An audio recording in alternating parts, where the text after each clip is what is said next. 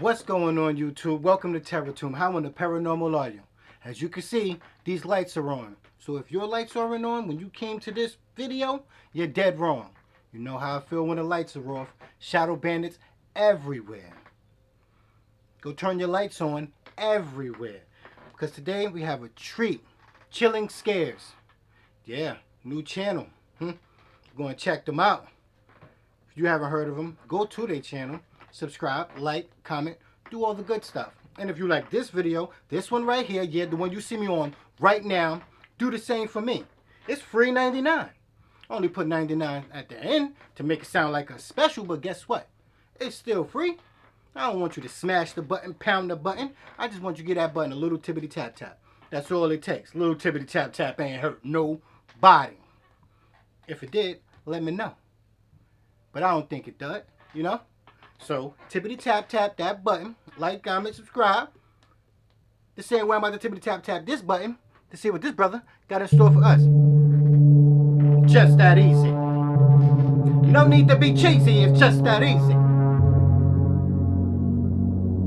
This first finding was made by hiker James Rankin in early October of 2016. James had been hiking in Berkeley-Jackson County Park when he came across an old campsite. But disturbingly, all around the campsite were multiple different missing person posters taped onto trees.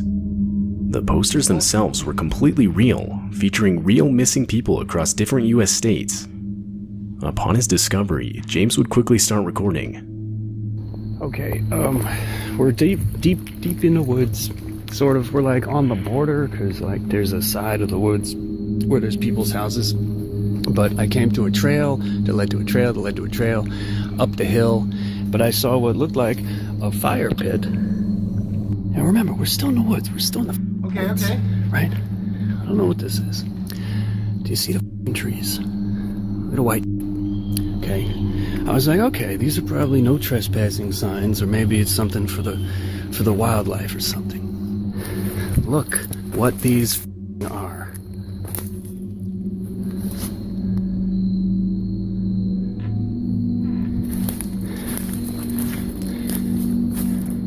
What the is going on in here? This is Utah, Florida. They're all different. They're all different. Every single one. This one's from Georgia. And look at it. Like, look where the we are. God. Who the does something like this? The person who did it. This one. And it's obviously these, you can tell. These aren't new.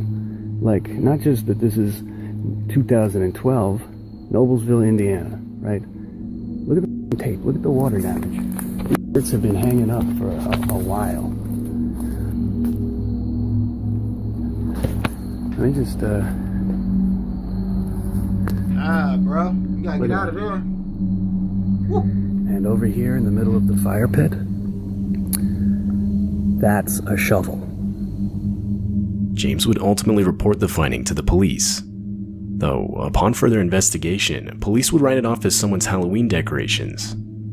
James, however, was not satisfied with this investigation. His discovery took place on October 3rd, and according to James, the posters themselves did not look like they were set up recently. Oh, man. Later that same year, James would return to the campsite, but this time be stopped by multiple no trespassing signs. Okay, I'm not, first of all, I am not violating any of these no trespassing signs. I'm simply not. Okay. I came here only to show you and get it on tape and leave. From here, we can see down there, that's the clearing. So anyway, what they've done, they printed out their own no trespassing signs, homemade. I'm assuming these are all legally binding. I have no way of knowing, so I'm not taking any chances. But you can see, they attached them to the trees with ordinary masking tape. These aren't even laminated. This is posted, private property, no trespassing. Violators will be prosecuted. And we've got one there, one there, one there. One there. Because the police had already closed their investigation, this would pretty much mark the end of the whole situation. That's crazy. To have somebody do something like that in the woods, all the missing people, I want to know where he got all those flies from. Back in 2013, a man named Phil Poling would upload this video to his YouTube channel. What's good, Phil? The video features Phil out late at night in his neighborhood, located in Mission, Oregon. Phil claimed to have heard strange noises echoing around outside his neighborhood only a few minutes prior, which is why he was outside in the first place. Once he reached a nearby forest that was only around 200 feet from his house, he would again hear the noises. And this is where he started recording. January 21st, about 11 p.m. I'm a couple hundred feet from my house, and you hear it going off in the background right now. Kind of sounds weird. Kind of sounds doggish, hyena-ish.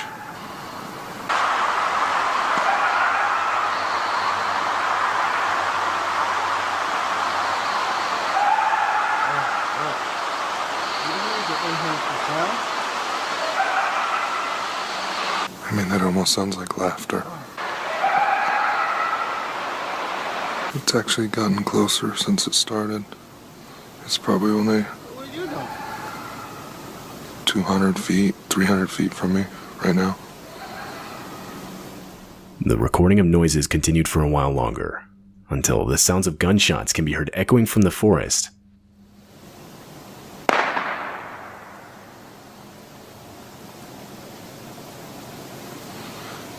think that was a gunshot.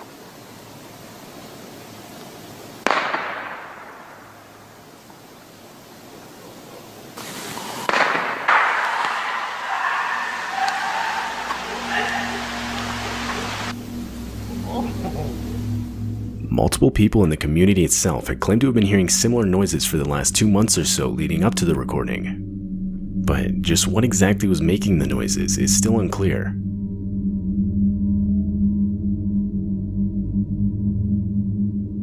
This video features the GoPro footage of 2 dirt bikers riding on a remote path in the forest. Throughout the video, the bikers can be seen going at extreme speeds, but doing this would quickly prove to become almost deadly. As the bikers continued on the path, they were unexpectedly met with a steel cable strung across 2 trees at perfect neck level for oncoming bikers. At a fast enough speed, this trap could no doubt take the lives of anyone riding through that didn't see it. Fortunately, however, the biker in the front did see it, and was able to react quick enough to avoid it. Yo, who would do something like that? Oh! Wow.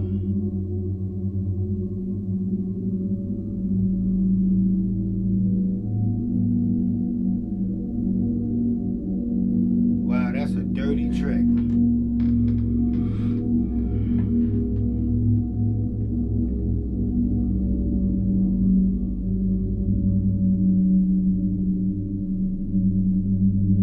The bikers would actually debate whether or not to stay and wait for the person who set up the trap to come back, but they would end up deciding against this.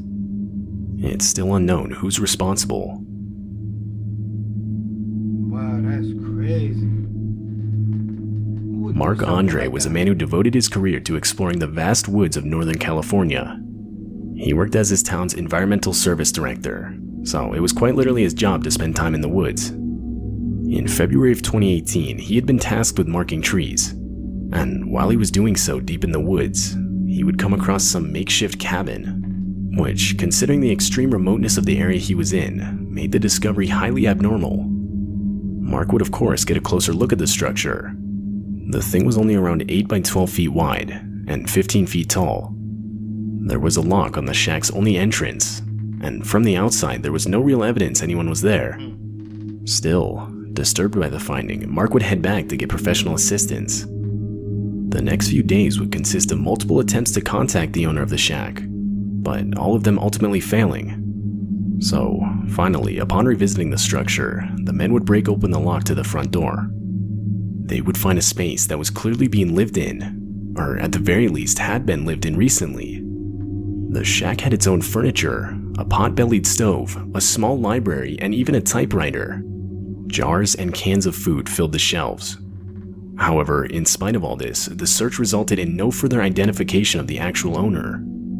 Because the shack was illegally constructed, the men ultimately had no other choice but to leave an eviction notice on the front door before leaving. A few days later, the authorities returned to see out the contract, but there was nothing there.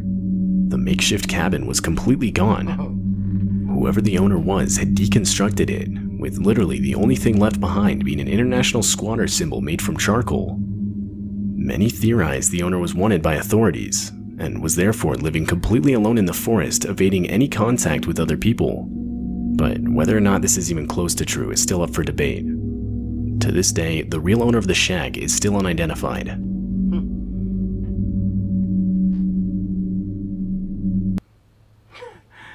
He said, I want no problem, I'm gonna take everything and go. And he moved. That's what y'all wanted. That's what you wanted. Was captured on an early morning in the middle of December. It takes place in Canada and features some disturbing noise echoing throughout the forest. Don't tell me that y'all found It's not clear Bigfoot. what the noise is. Many frequent hunters would report to have never heard anything even remotely similar. I don't know what that is. I don't know. Scary shit.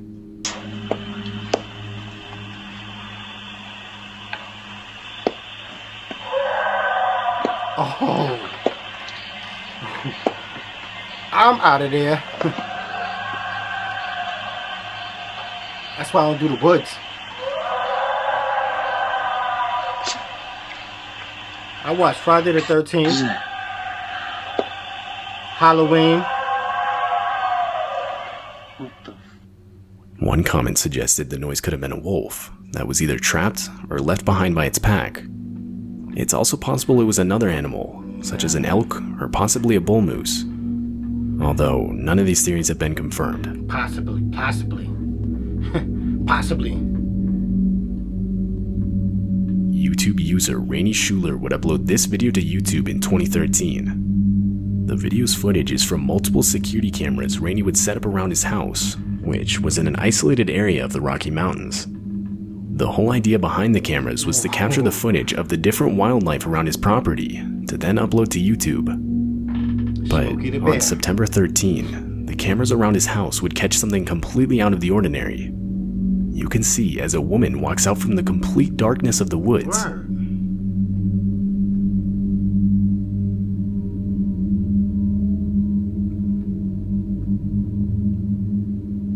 Hey, you, who goes there? What's your name there, love? Wow, that's crazy. She seems a bit drunk.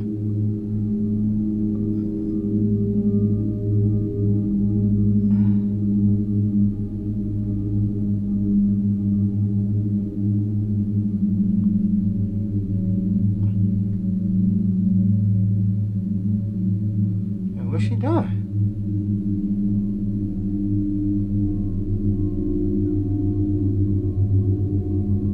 Some believe the woman was lost, or that her car had broken down nearby. But that doesn't explain her general careless mannerism as she aimlessly walks around the property. Yeah, word. And a while later, the woman could be seen walking right back into the forest. After that night, the house owner would never see this woman again.